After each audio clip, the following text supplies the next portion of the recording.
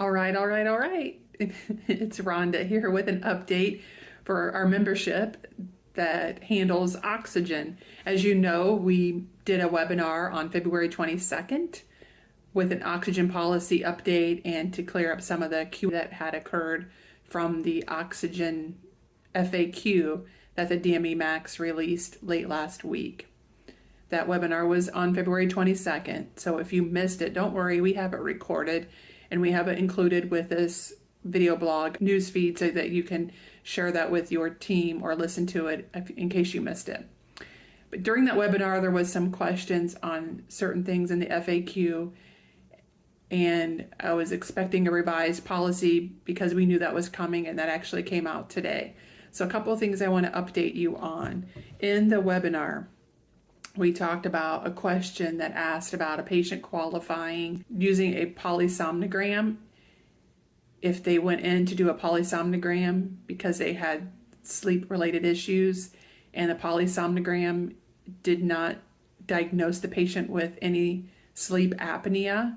However, that patient still had desaturation events. That sleep study can be used, that testing, those results actually can be used for oxygen qualifying only when it's done as a polysomnogram in a sleep lab. If it's an HST, it cannot be done that way. The policy clearly states that if an HST is performed and the patient does not qualify with a sleep apnea diagnosis, but still has desaturation events, you cannot use that HST test. So the patient would have to get retested in that situation. So that clears that question up. There was questions yesterday on the webinar about the N modifiers. We have 3 of those coming to us. N1 means group 1, N2 is group 2, N3 is group 3. Well, we had some speculations. We knew they were being implemented in April or effective April 1.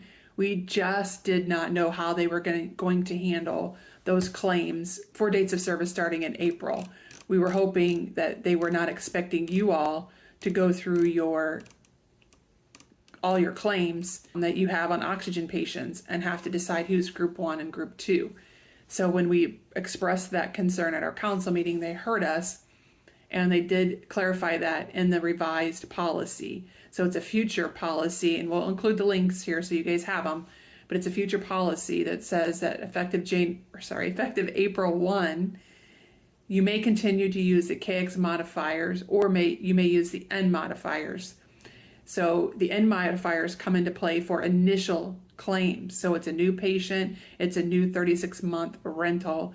That's when you have to use the N modifier, not the KX. The N modifier is replacing that KX modifier.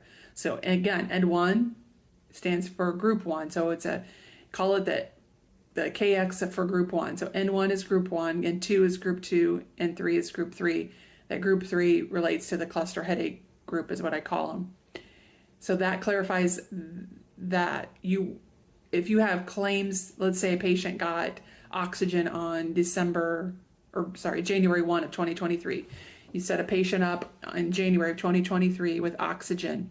So your claim that you submitted was an E1390 RRKX. Come April, as long as that patient still has the oxygen and still needs it, you continue to bill RRKX.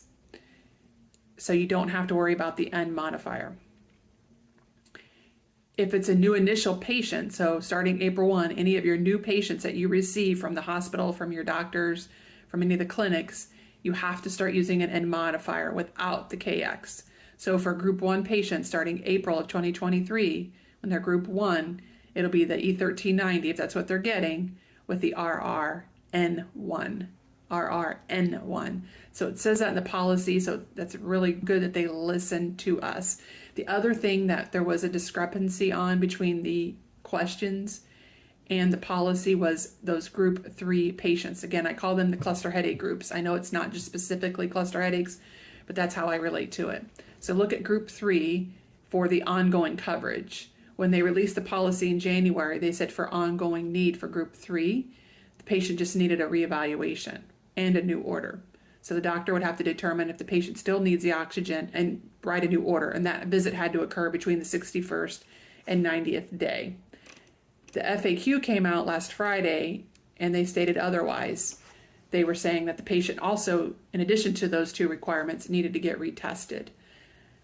Well, that raised some red flags with me, and I suspected they would be adding that into the policy, and they did.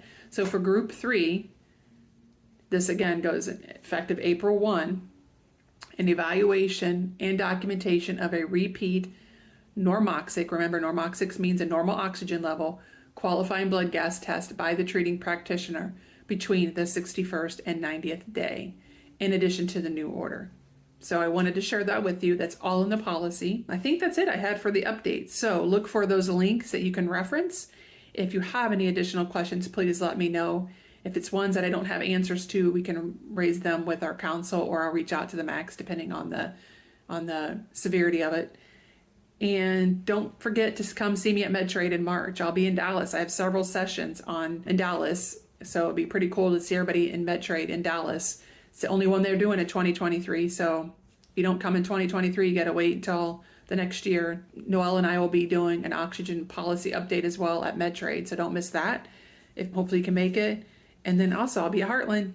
Of course, registration is open. So check out Heartland. Go to our website at bgmheartland.com. You'll see a lot of great sessions on there. I'll have another oxygen update then, because there's ongoing questions all the time. So check all of that out. I hope to see you at one of those or both of those conferences. And thank you for all you're doing.